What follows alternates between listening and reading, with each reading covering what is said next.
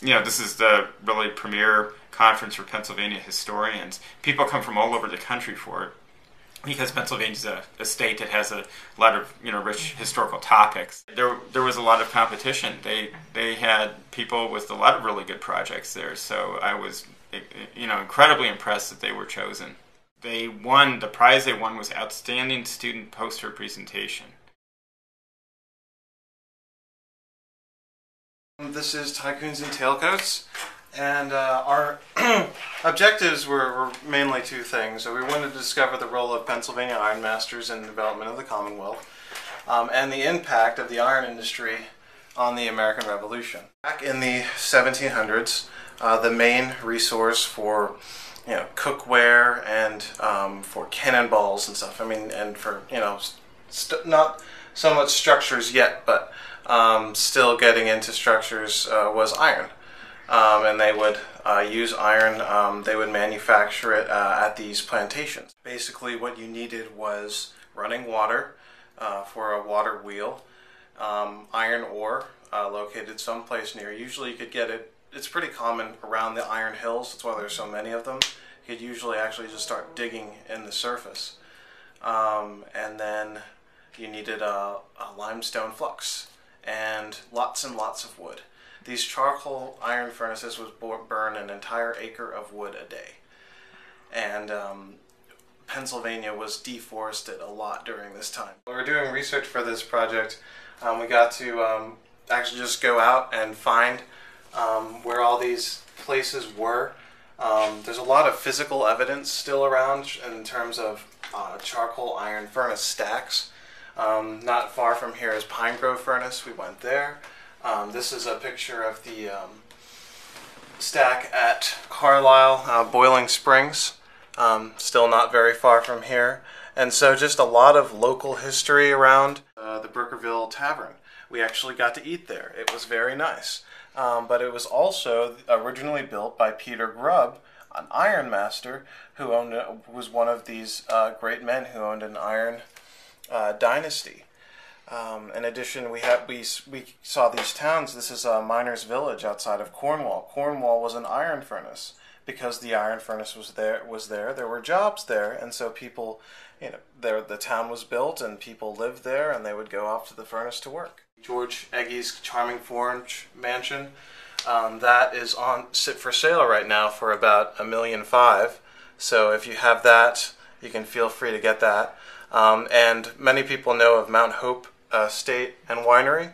Well, the Mount Hope Estate was actually built by iron masters, and it is an iron master's mansion still in use today.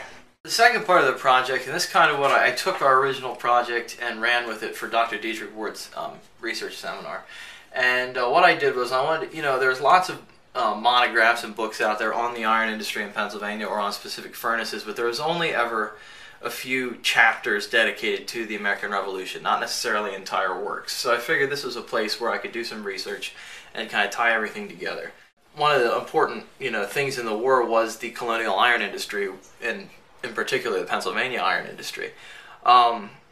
Not only did they produce cannonballs, but they also produced cannons as well as other iron tools, fry pans, etc., like camp tools for the Continental Army. Because they were plantations, basically, or kind of a mixture between an industrial site and a plantation, an agricultural plantation, they had lots of food stores. And so during the 1777 campaign in Pennsylvania, as well as the Valley Forge winter, the Continental Army was sustained at periods on food usually paid for or taken from iron furnaces. One of the other things is lots of iron masters were prominent politicians, such as judges or representatives in the different legislative bodies. Some of the iron masters signing the Declaration of Independence, as well as the Pennsylvania Constitution of 1776. And they were also militia colonels. Almost every single iron master in Pennsylvania became a militia leader, or they joined the Continental Army. The Revolution also ruined a lot of iron masters. Some of them, the post-war depression and the faultiness of U.S. currency really led to a lot of iron masters' downfalls, but also the Continental Congress and the Committee of Safety of Pennsylvania didn't often have enough money to pay back the Ironmasters for their cannon contracts or munitions contracts. And so a lot of Ironmasters who really dedicated a lot of their capital towards the revolution were ruined by the revolution.